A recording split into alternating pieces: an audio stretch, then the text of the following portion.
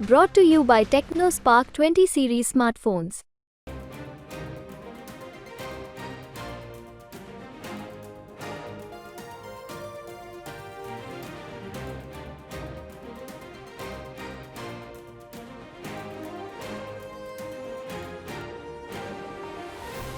લોકસભા 2024ની ચૂંટણી નજીક આવી ગઈ છે અને તેને લઈને તમામ પાર્ટીઓ પોતાની રીતના પ્રચાર પ્રસાર પણ કરી રહી છે.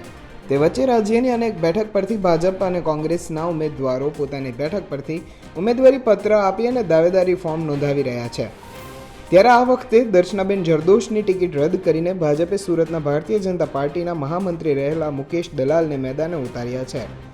પહેલીવાર લોકસભા ચૂંટણી લડી રહેલા મુકેશ દલાલે મંગળવારે ઉમેદવારી નોંધાવી હતી. નામાંકન પ્રક્રિયા પૂર્ણ થયા પહેલાં જ મુકેશ દલાલે ઘરેથી ઔપચારિક રીતે પૂજા કરી હતી, જે બાદ તેઓએ વિજય મુહૂર્તમાં દાવેદારી નોંધાવવા માટે પહોંચ્યા હતા. જે બાદ તેમણે પોતાની જીતનો હુંકાર ભર્યો હતો. શું કહ્યું હતું મહેશભાઈએ, આવો સાંભળીએ.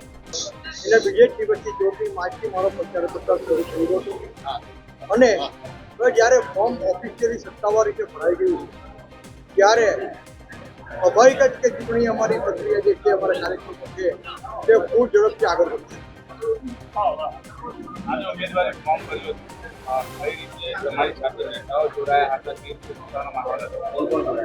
સુરત લોકસભાના તમામ ધારાસભ્યશ્રીઓ, અમારા આદરણીય પ્રમુખશ્રીઓ, અમારા મહામંત્રીશ્રીઓ, સુરત મહાનગરપાલિકાના મેયરશ્રી, ચેરમેનશ્રીઓ અને અન્ય હોદ્દેદાર અમારા વિઠ્ઠલબેન સોની અમારા પ્રભારી છે અને અમારા નવસારી અમારા સુરત લોકસભાના જે સંયોજક છે જગદીશભાઈ પટેલ સહિતના સુનિલભાઈ સોલંકી વડોદરા મેયર સહિતના તમામ ભારતીય જનતા પાર્ટીના સંગઠનના અને વહીવટના તમામ આગેવાનો, દર્શનાબેન જરદોશ અમારા રેલવે મંત્રીશ્રી અને એ તમામ આગેવાનો ભારતીય જનતા પાર્ટીના અમારી જોડે જોડાયા. શક્તિ પ્રદર્શન નહોતું આજે, કોઈ મહારેલી નહીં કરતી, કેમ કારણ?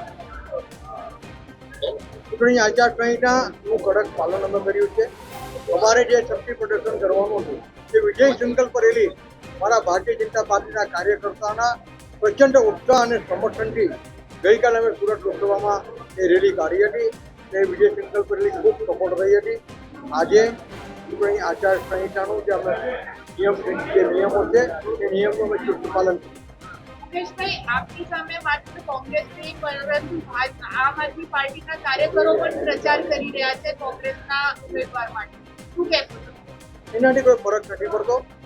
સુરત શહેરના મતદારો ભારતીય જનતા પાર્ટીને વર્ષોથી મત આપતા આવ્યા છે. સુરત એ મૂલ્યતઃ ભારતીય જનતા પાર્ટીનો ગઢ રહ્યું છે.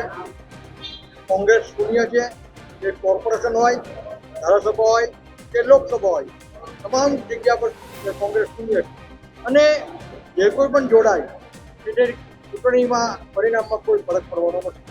કેટલી લીડ હશે આપ? સ્વાભાવિક જ સમગ્ર વાતાવરણ રાષ્ટ્રની જેમ સુરત શહેરમાં પણ મોદીભાઈ અને રામભાઈ છે, એટલે 2019ની લોકસભામાં જે લીડ હતી એનાથી ખૂબ ઘણી વધારે લીડ મને ભારતીય જનતા પાર્ટીના કાર્યકર્તાઓ અને સુરત લોકસભાના મતદારો અપાવશે તો મને પૂરો વિશ્વાસ છે. જો આપ ચૂંટણી જીતો છો તો સુરત શહેરના સુરત લોકસભા બેઠકના કયા એવા મુદ્દાઓ હશે જેના પર તમારું વધારે ફોકસ?